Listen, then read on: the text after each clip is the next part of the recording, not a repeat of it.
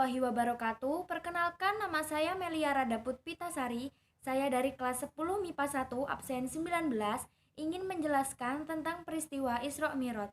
Apa sih yang biasa disebut dengan peristiwa Isra Mi'raj? Peristiwa Isra Mi'raj adalah sebuah peristiwa istimewa yang diberikan Allah Subhanahu wa taala kepada Nabi Muhammad SAW, yaitu melakukan perjalanan mulia beserta malaikat Jibril dari Masjidil Haram menuju Baitul Aqsa, Palestina. Assalamualaikum warahmatullahi wabarakatuh. Perkenalkan, nama saya Fahmi Rama Perkasa dari kelas 10 MIPA 1 nomor absen 11. Di sini saya akan melanjutkan presentasi tentang Isra Mi'raj. Dalam beberapa hadis yang diriwayatkan oleh Imam Bukhari dan Muslim, suatu hari ketika Nabi Muhammad SAW beserta sahabat-sahabatnya tengah menunaikan ibadah sholat di sebuah masjid yang berada di kota Madinah, turunlah Quran Surat Al-Baqarah ayat 144 yang menceritakan tentang perintah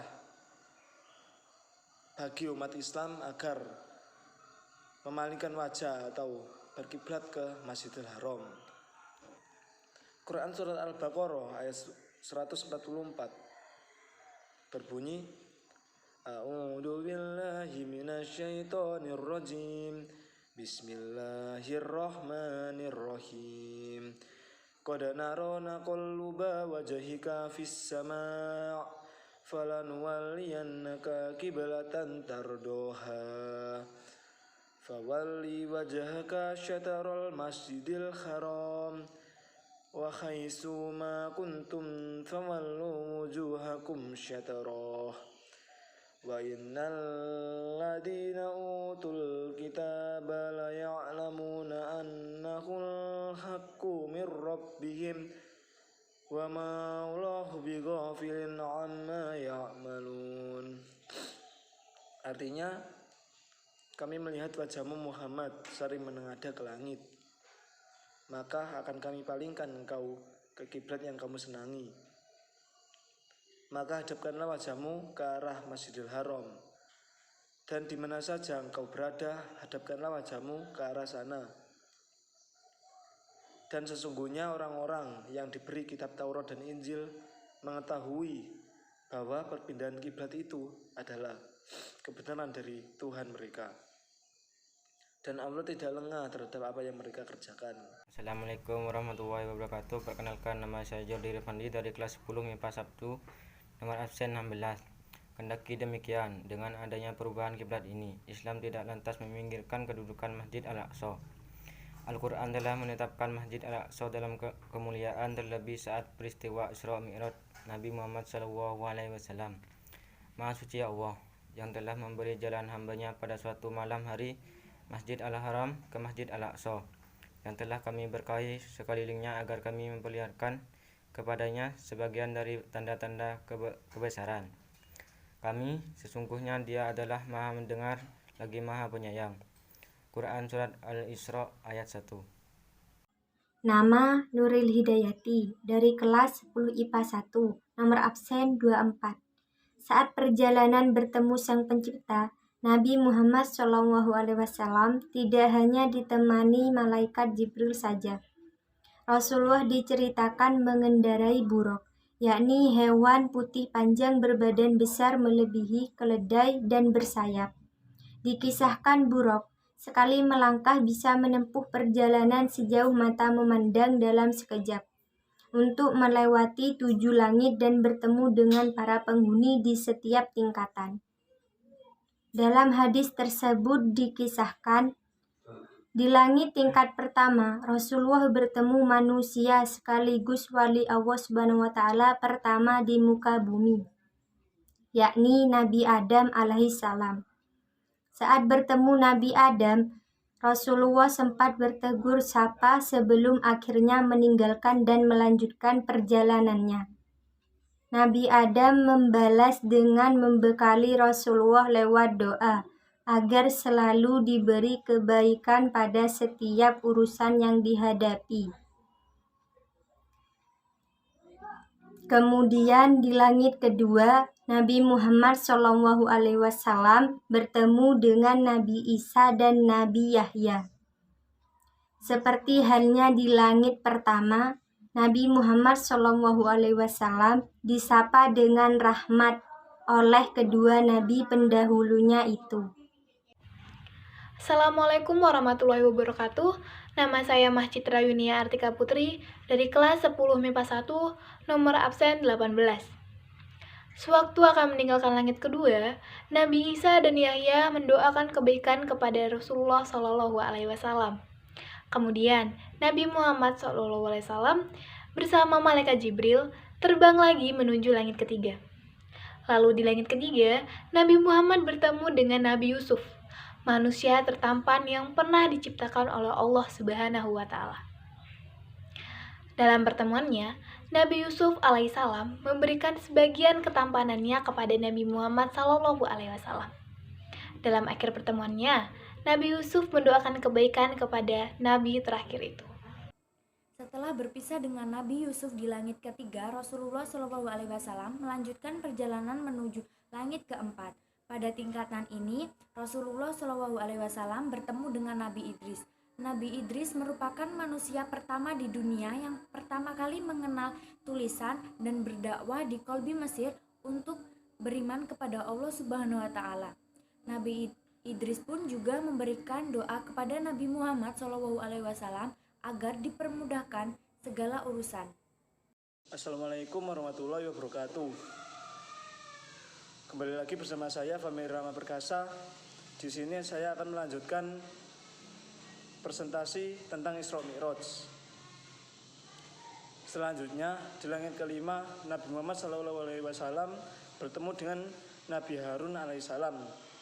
Nabi Harun alaihissalam adalah nabi yang mendampingi Nabi Musa alaihissalam untuk berdakwah, mengajak Raja Fir'aun yang terkenal sangat sombong dan bahkan mengakui bahwa dirinya adalah Tuhan dan kaum Bani Israel agar beriman kepada Allah Subhanahu wa Ta'ala.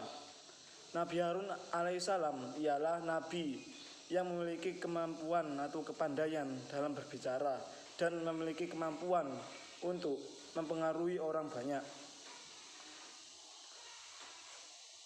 Di langit kelima, Nabi Harun mendoakan Nabi Muhammad SAW supaya senantiasa selalu diberikan kebaikan oleh Allah Subhanahu wa Ta'ala dalam setiap perbuatannya.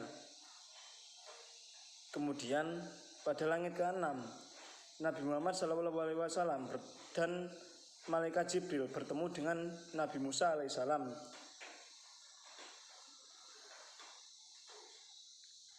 Nabi Musa alaihissalam adalah nabi yang berjasa sangat besar dalam terbebasnya kaum Bani Israel dalam sistem perbudakan dan membimbing atau mengarahkan ke jalan yang benar, yaitu ke jalan ridho Allah Subhanahu wa Ta'ala. Ketika bertemu dengan Nabi Muhammad SAW, Nabi Musa alaihissalam menyambut seperti kedua sahabat yang sangat lama tidak bertemu. Ketika Nabi Muhammad SAW ingin berpamitan, Nabi Musa alaihissalam mendoakan Nabi Muhammad SAW agar senantiasa diberikan kebaikan dan ridho Allah Subhanahu wa Ta'ala. Assalamualaikum warahmatullahi wabarakatuh. Perkenalkan, nama saya Jordi Rifandi dari kelas 10 MIPA 1 nomor absen 16. Perjalanan terakhir, Nabi Muhammad ke langit ketujuh bertemu dengan sahabat Allah Subhanahu wa Ta'ala, bapaknya para nabi, yakni Ibrahim alaihissalam. Sewaktu bertemu, Nabi Ibrahim sedang menyandarkan punggungnya ke Baitul Ma'mur, yakni suatu tempat yang disediakan Allah Subhanahu wa Ta'ala kepada malaikatnya. Setiap harinya tidak kurang dari 70.000 malaikat masuk. Kemudian Ibrahim mengajak Muhammad pergi ke Sidratul Muntaha, sebelum bertemu dengan Allah Subhanahu wa taala untuk menerima perintah wajib salat. Sidratul Muntaha merupakan sebuah pohon yang menandai akhir dari atas langit ketujuh. Nama Nuril Hidayati dari kelas 10 IPA 1, nomor absen 24. Masih dalam hadis yang sama, Nabi Muhammad SAW menceritakan bentuk fisik dari Sidratul Muntaha, yaitu berdaun lebar seperti telinga gajah dan buahnya yang menyerupai tempayan besar. Namun, ciri fisik Sidratul Muntaha berubah ketika Allah Subhanahu wa taala datang. Bahkan Nabi Muhammad SAW tidak bisa berkata-kata menggambarkan keindahan pohon Sidratul Muntaha. Pada kepercayaan agama lain, Sidratul Muntaha juga diartikan sebagai pohon kehidupan. Di Sidratul Muntaha inilah Nabi Muhammad SAW berdialog dengan Allah Subhanahu wa taala untuk menerima perintah wajib sholat 5 waktu dalam sehari. Di hadapan Allah Subhanahu wa taala, Nabi Muhammad SAW menerima perintah sholat dengan mewajibkan sholat 50 waktu kepadanya dan umatnya. Setelah menerima perintah tersebut, Nabi Muhammad SAW turun ke bawah dan bertemu dengan Nabi Musa alaihissalam. Nabi Musa alaihissalam menyarankan kepada Nabi Muhammad SAW untuk meminta keringanan kepada Allah Subhanahu wa taala.